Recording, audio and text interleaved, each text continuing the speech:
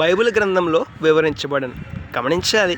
పరిశుద్ధ గ్రంథమైన బైబిల్ గ్రంథంలోని ఆదికాండము 4వ అధ్యాయము 1 నుంచి 20 వచనాలలో అసూయ, కోపం వలన కలిగే నష్టాలను గురించి కయ్యూను, హేబేలు చరిత్ర ద్వారా బైబిల్ గ్రంథంలో స్పష్టంగా వివరించబడింది.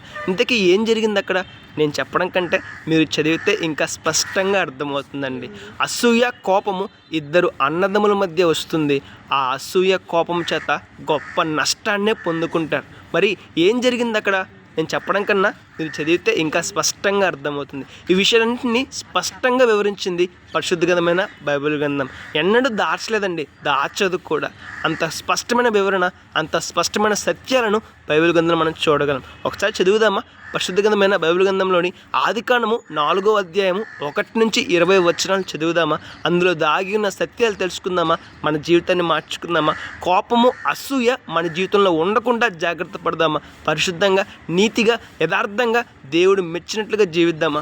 ఒకసారి ఆలోచించేద్దాం. మన జీవితాన్ని మార్చుకుందాం. కయ్యూను, హేబేలు చరిత్ర చదువుదాం. మన జీవితాన్ని సరిచేసుకుందాం. రేపటిదిన శ్రేష్టమైన ఆశీర్వాదాలను పొందుకుందాం. May God bless you.